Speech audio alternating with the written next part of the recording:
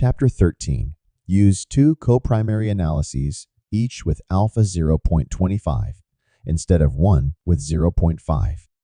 Scientific journals more and more require that authors use statistical methods to deal with the multiple hypothesis testing problem. Specifically, they require that the overall probability of a false positive result, after testing multiple hypotheses, remains less than 0.05. One approach used in experiments and clinical trials is to have a single primary hypothesis, with p less than 0.05 as the required alpha for significance. If the primary hypothesis is significant at p less than 0.05, then you can test the second hypothesis. If the second hypothesis is significant, you can test the third hypothesis, and so on. This is sometimes called hierarchical testing. It requires that you guess the best order for testing the hypotheses. We're going to look at an alternative that can give you better power and doesn't require that you guess which hypotheses are most likely to be significant. We're going to make use of the Bonferroni method to adjust for multiple hypothesis testing. The Bonferroni method says, if you want to test two hypotheses and preserve the overall alpha at 0.05, then you test each hypothesis using alpha of 0.05 over 2 equals 0.05. The Bonferroni method is described in the chapter, the wrong way and the right way to get PL less than 0.05, multiple hypothesis testing. Instead of using hierarchical testing, you can have two coprimary analyses and test each of them with alpha of 0.05 over 2 equals 0.25, the Bonferroni method.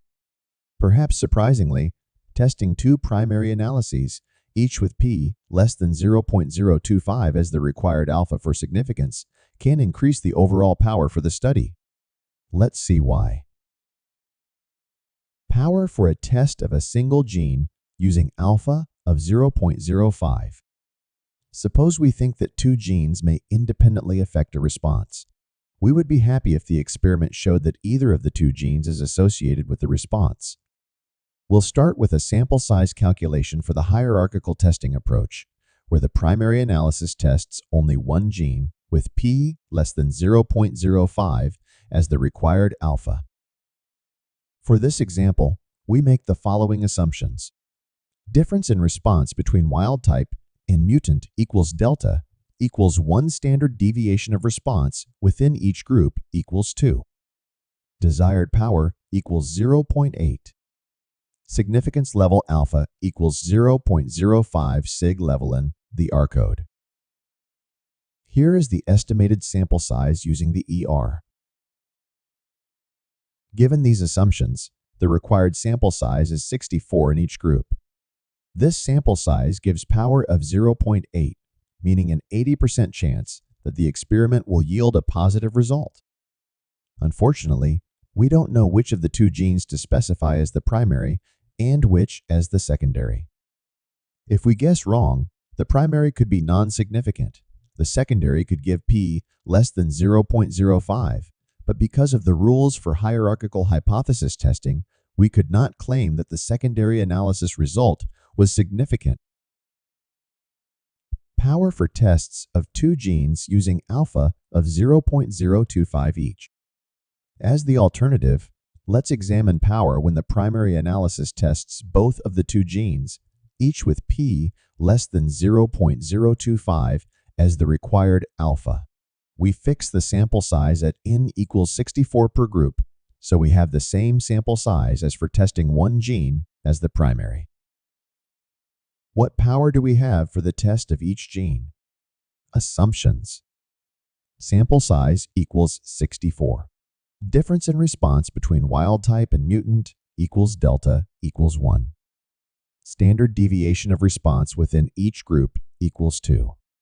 Significance level alpha equals 0.025, sig level in the R code. Here is the estimated power using the R function power t-test, with sample size fixed as n equals 64. For these assumptions, the power is 0.71 for each gene. However, we are testing two genes as coprimaries, and we will be happy if either of them is significant. The power calculation above tells us the probability that each of the genes by itself will be significant, which is 0.71. But we want the probability that either gene will be significant. Let's call the two genes A and B. The probability that A is significant is 0.71. The probability that A is not significant is 1 minus 0.71 equals 0.29. PA is not significant equals 0.29. Same for B. The probability that B is significant is 0.71. The probability that B is not significant is 1 minus 0.71 equals 0.29. PB is not significant equals 0.29. From the laws of probability, if two events are independent, the probability that they both occur is the product of their individual probabilities. So, the probability that both A is not significant and B is not significant is PA is not significant times PB is not significant equals 0.29 times 0.29 minus 0.084. The probability that at least one of them is significant is just 1 minus the probability that both are not significant, which is 1 minus 0.084 equals 0.916, or 91.6%. There is a 91.6% probability that at least one of the genes will be significant. To summarize, the probability that one gene will not be significant is 1 minus 0.71 equals 0.29. If the genes are independent, then the probability they will both fail to be significant is 0.29 times 0.29 equals 0.084. The probability that at least one of the two genes will be significant is 1 minus 0.084 equals 0.916, or 91.6%. Thus, provided we are happy if either gene is significant, our power for the entire experiment is 0.916, or 91.6%. This is an improvement over the power of 80% when we test the genes in a hierarchical order. The actual difference in power will depend on the effect size, delta, and the standard deviation. But the concept will still apply. The actual power will also depend on the degree of independence, as discussed next. The key assumption: independent tests versus correlated tests. The key assumption that makes this method work is that the effects of the two genes are independent. If they are not independent, but instead are correlated, then the probability they will both fail is no longer the product of the probability of each of them failing. The actual probability will depend on the degree of correlation. As an example, suppose we are evaluating two doses of a drug. The effects of the two doses are likely not independent. If one dose works well, it is plausible that the other dose is more likely to work well. We need to consider if the additional power from testing each with alpha of 0.025 is sufficient to offset the potential loss from correlation. Bonferroni and Holmes adjustments for multiple hypothesis testing. We specified alpha of 0.05 over 2 equals 0.025 to test two hypotheses using the Bonferroni method to adjust for multiple hypothesis testing. If either hypothesis gives p less than 0.025, then it is significant. If both of the two hypotheses give p less than 0.025, then both are significant. An alternative to the Bonferroni method is the Holmes test. Using Holmes test, we first sort the p-values for the two genes.